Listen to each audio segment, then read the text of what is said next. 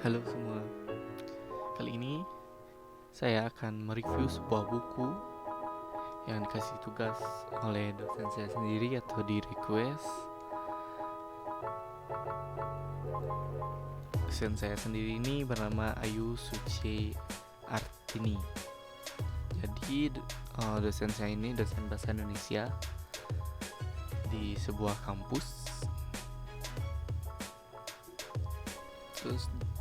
Terus ada banyak pilihan buku, jadi saya pilih satu buku yang sangat menarik dari font yang dipilih, yang sangat menarik untuk dibaca. Jadi buku yang saya review sekarang ini adalah Dilarang Berterus Terang oleh pengarangnya Najib Kartapati Z. Jadi kenapa saya pilih buku ini?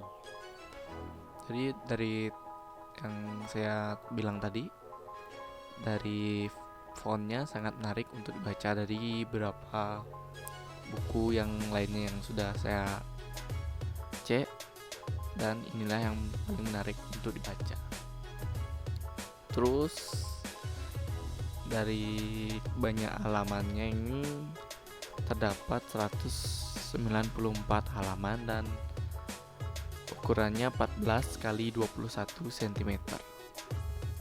Penulisnya Najib Kartapati Z, terus penyutingnya Selvietra. Perancang sampul Najib Kartapati Z, tata letak Ahmad Gosen A.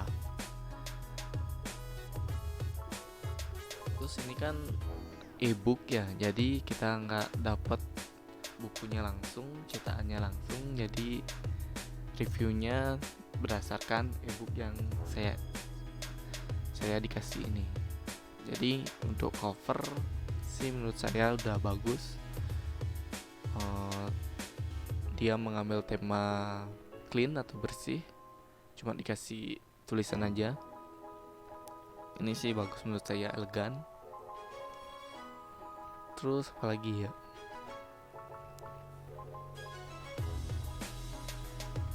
untuk peletakan tanah air atau watermark ini menurut saya sih terlalu besar ya, atau emang pinginnya besar gitu, nggak tahu, tapi menurut saya ini terlalu besar. Terus sekarang kita lanjut ke isinya. Dari dari 194 halaman ini saya sudah baca semuanya. Terus di sini saya tidak akan baca lagi karena pasti membutuhkan waktu yang banyak, dan terus terang saya tidak suka membaca. Saya lebih suka menonton daripada membaca. Oh iya, ini cetakan pertamanya September 2018. Jadi film di sini, maksudnya ebook di sini, dia menceritakan tentang anak pemilik pesantren yang bernama Syarhoni Abah, terus dan ayahnya bernama Abah. Di dalam cerita ini dia mengambil cerita alur maju mundur. Yang pertama dia dikisahkan kayak Tyler gitu, dia akan dari pertengahan cerita. Saya tambahkan di gini ya, di layar. Ini kayak Taylor, Syarhoni Abbas duduk termenung. Syarhoni Abbas duduk termangu. Tangan kanannya memegang undangan dari panitia Festival Film Indonesia yang baru saja dia terima. Ya, untuk yang ini sebenarnya udah ada di pertengahan cerita dari buku ini, maka ini bisa disebut Tyler. Kalau dibuatkan film ya, ini Tyler untuk mengetahui apa sih ada di dalam film itu buat menarik penonton. Terus di dalam ebook ini dia menceritakan dia sebuah bintang film. Terus si abah ini atau ayahnya si Saroni, dia tidak suka menjadi anaknya itu bintang film, karena abahnya itu atau ayahnya itu ingin Saroni menjadi penerus pengurus pesantren itu, karena abahnya mungkin sudah tua dan ini anak pertama dari abah tersebut yang diingin-inginkan. Terus Saroni ini menjadi bintang film gara-gara dia kuliah di luar pesantren itu menantang ayahnya. Dan ayahnya ingin Saroni meneruskan di universitas agama yang ada di Jakarta. Tapi Saroni ini mengambil kuliah dengan ilmu filsafat. Dan dari mana datangnya dia menjadi seorang bintang film? Di kisah di ebook ini dia menceritakan itu awalnya gara-gara bertemu perempuan. Terus perempuan itu dia hanya ingin memporoti si Saroni ini. Memporoti dalam arti ingin jalan-jalan ke mall. Dan Saroni ini memikir bahwa itulah cinta sejatinya. Tapi dengan berjalannya waktu, Saroni sadar bahwa dia hanya dimanfaatkan oleh si perempuan ini. Terus uang yang ditransfer abahnya atau ayahnya Saroni itu telah habis untuk malam mingguan, pacaran dengan si perempuan ini. Perempuan ini yang bernama Ria itu yang membuat rusak Saroni. Terus gimana setelah Saroni sudah uangnya udah habis yang ditransfer oleh abahnya? Terus dari sanalah awal cerita Saroni menjadi bintang film. Jadi Saroni dia mengambil peran film itu berasal dari musola yang dia putus asa gara-gara tidak dapat makan di jalan karena uang dari abahnya itu habis. Terus dia ke musola untuk menggantikan bapak yang bernama Mang Ucup. Mang Ucup ini adalah penjaga dari musola, dan dia sudah sudah tua untuk mengurus masjid. Maka Saroni lah menjadi menjadi marbot atau pengurus masjid di sana. Terus di luar dari masjid itu Saroni melihat orang syuting. Terus sutradaranya itu terpancut oleh ketampanan Saroni. Dan Saroni ditanya untuk ikut dalam membuat film ini. Yang sutradaranya bernama Dion. Dan Saroni tanpa pikir panjang dia mengiyakan karena uang yang didapat itu lumayan cukup besar dan dia juga sekarang tidak punya uang untuk makan. Terus habis itu Saroni ini berakting lumayan bagus, dan aktingnya itu akting yang senonoh, 18 plus ya dibilang. Terus ayahnya dengar dan tahu bahwa syuting tersebut dilakukan anaknya itu, dan diceritakan bahwa ayahnya itu marah dan tidak ingin melihat Saroni di pesantren itu lagi.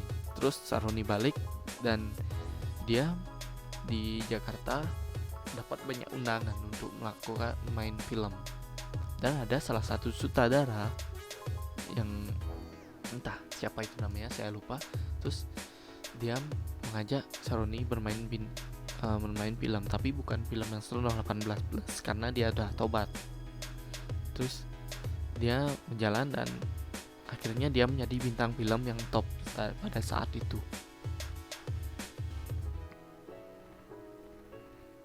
Terus Saroni bagaimana?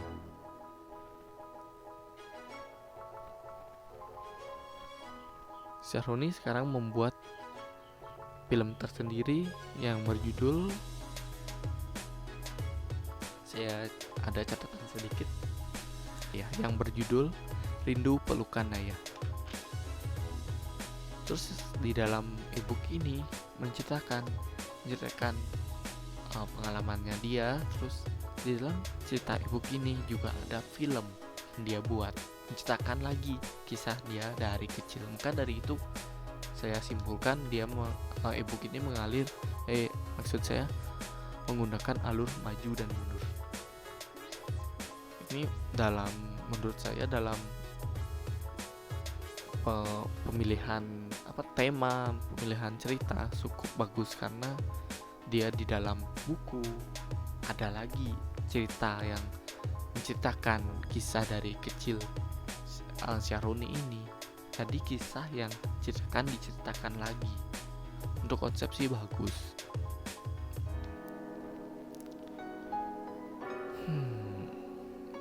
Dan bagus sih menurut saya. Terus apalagi yang saya kecewanya lagi, ini di buku ini dia tidak berisi gambar. Saya sukanya buku yang berisi gambar, tapi di luar itu saya emang tidak suka membaca. Tapi lebih baik ada beberapa gambar yang bisa dibayangkan bagaimana kisah tersebut. Dari membaca dari awal sampai akhir bisa sih saya membayangkan bagaimana dia akan terjadi. Tapi itu gambar yang perlu untuk biar pikiran langsung ke sana gitu. Dan ada beberapa kata-kata yang menurut saya agak aneh. Gini, anehnya gimana? Dia siapa yang berbicara? Ayahnya atau Saroni? Itu yang menjadi bingung. Karena di sini tidak diceritakan siapa yang bicara. Itu perlu diperjelas untuk buku ini. Terus akhir-akhirnya bagaimana selanjutnya? Selanjutnya itu Saroni ini bertemu namanya Elsa. Elsa ini pacar yang baik. Maksud saya Elisa, pacar yang baik ini. Elisa ini pacar yang baik. Terus Saroni ini terpincut dengan dia. Elisa ini memberikan nasihat untuk dia bagaimana selanjutnya, karena dia sekarang sudah menjadi bintang film ternama. Untuk yang ingin bukunya atau yang ingin baca bukunya ini, saya saranin sih menarik sih untuk dibaca. Nanti saya kasih linknya di deskripsi. Seizin dosen saya tidak terlalu bisa mereview, tapi mungkin bisa dipahamin apa yang saya kasih tadi. Mungkin itu Tyler, biar semakin banyak orang yang terpincut atau terniat untuk membacanya. Jadi saya nggak review semuanya sampai akhir. Intinya endingnya bagus sih. Abahnya mau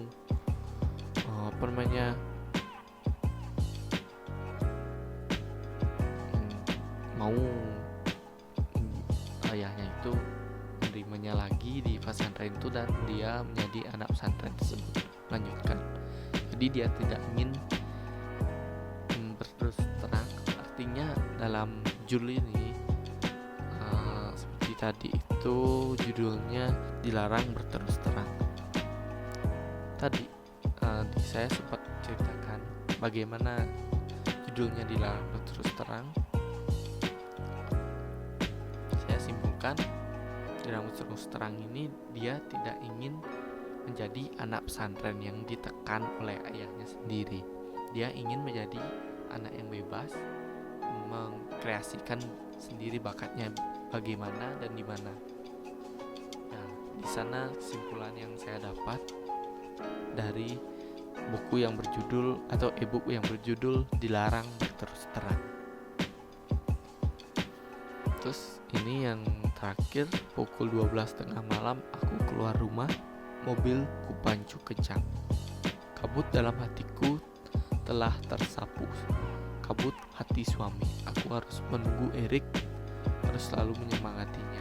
Itulah salah satu bentuk bagaimana menjadi nilai tanggung jawab. Sebuah pelajaran yang baru kuperoleh dari Cynthia, istriku tercinta.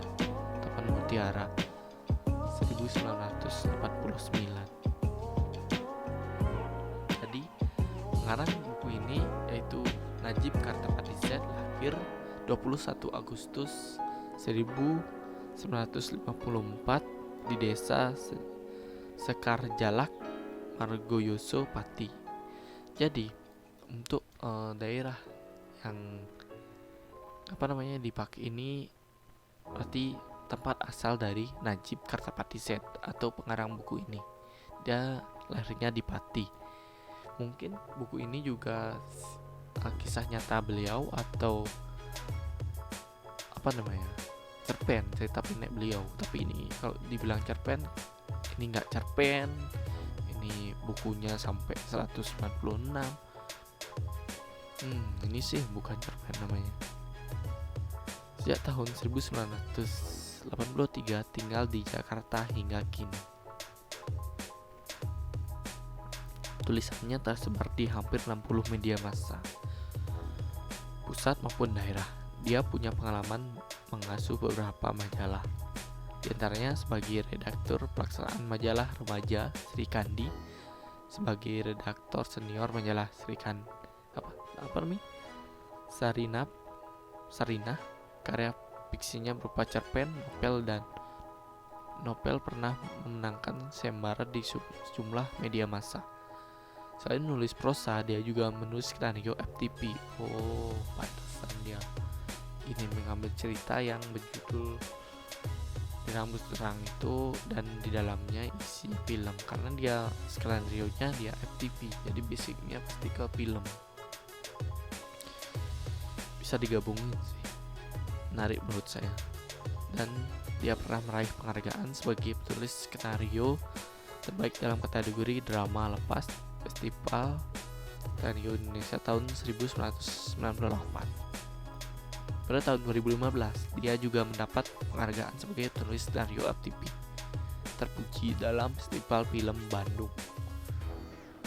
Di samping hanya menjadi nominasi penulis FTP terpuji, karya yang sudah dibukukan.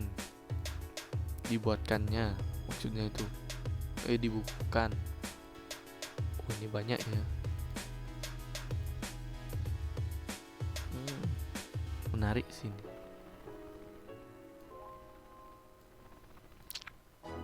Jadi saya tidak terlalu pintar mereview. Mohon dimaklumin kalau ada kata-kata yang salah menurut teman-teman. Buat dosen saya, terima kasih sudah mengirimkan buku ini. Buku yang menarik untuk dibaca, tapi menurut saya bagus sih. Dan bagi yang suka baca buku, boleh disimak, di-download di link di bawah, di deskripsi maksud saya. Udah, sekian dari saya. Ada yang salah bisa di komen, atau ada masukan boleh di komen di komentar di bawah.